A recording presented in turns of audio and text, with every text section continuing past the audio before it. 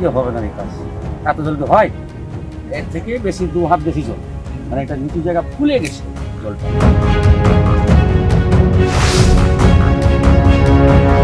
শীতের শুরুতে কিছু কিছু বেসরকারি স্কুলে শিক্ষামূলক ভ্রমণ হয়েছে।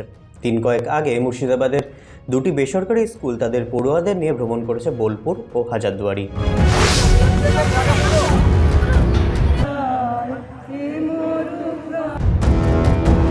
তবে সরকারি স্কুলগুলিতে সেই ছবি এখন বিরল। আর ঠিক সেই সময়ে মালদার মানিকচকের সরকারি মডেল স্কুল হেঁটেছে অন্য পথে। কেবল ভ্রমণ নয়, ভ্রমণের জন্য তারা বেছে নিয়েছে ভূতনি এলাকার নদীমাতকে, যে বাঁধ ভেঙে ফুলর নদীর জল প্লাবিত হয় বিস্তীর্ণ এলাকা, ভেসে যায় হাজারো মানুষের সংসার। বন্যা চলে, বৃষ্টি যখন হচ্ছে তখন লাগাতার বৃষ্টি হতে শুরু হয়েছে।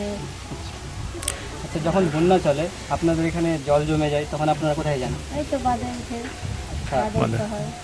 বন্যার আগে কোনো কি সরকারি সতর্কবার্তা আপনারা পান? মানে কিছু পাই না। বন্যার সময় কিছু সরকারি, না, যখন আপনারা বাদে থাকেন তো খাওয়া দাওয়া, জল খাবার এগুলো কি সরকারি না, তরফ এরা থেকে দেওয়া হয়? কিছু পাইনি। আর বছর যে কিন্তু ভ্রমণের জন্য এমন জায়গাকে বেছে নেওয়া হলো কেন? চলুন শুনে নেওয়া যাক কি বললেন স্কুলের শিক্ষকরা।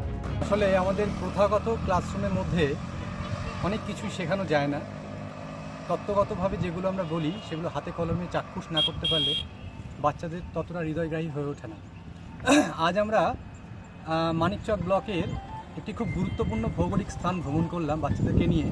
এই নদীচরটি সম্প্রতি 2024 এবং 25-এ ভয়ঙ্করভাবে বন্যার দ্বারা ক্ষতিগ্রস্ত হয়েছে এবং এখানকার যে স্বাভাবিক বাঁধগুলি রয়েছে সেই স্বাভাবিক বাঁধগুলি কিভাবে কাজ করছে, কিভাবে গঠিত হচ্ছে এবং মেরামতির কাজ কিভাবে হচ্ছে এবং এই ধরনের বন্যা কেন হচ্ছে সেগুলো সরজমিনে তদন্ত বা সরজমিনে শেখার জন্য আমরা আজ বাচ্চাদেরকে নিয়ে গিয়েছিলাম। তাছাড়া এই সমস্ত অঞ্চলের মানুষ, তাদের জীবনযাত্রা, সেখানকার গাছপালা, প্রকৃতি, পরিবেশ সব কিছুই তারা একবার ছুঁয়ে একবার দেখে শিখতে পারলো।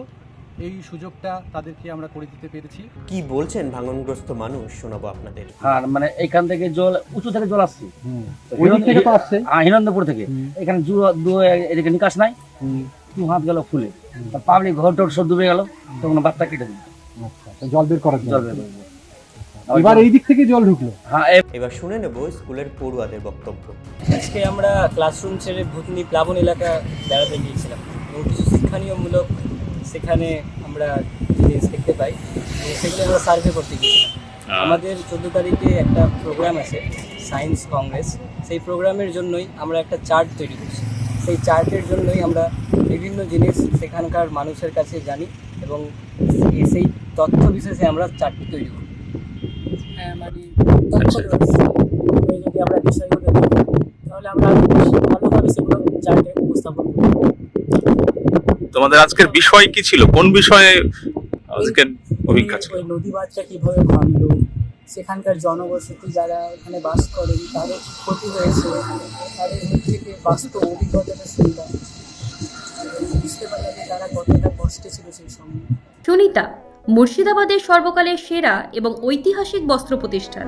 বিয়ের কেনাকাটা থেকে শীতের পোশাক, নামি ব্র্যান্ড, সেরা দাম, একটাই নাম সুনিতা।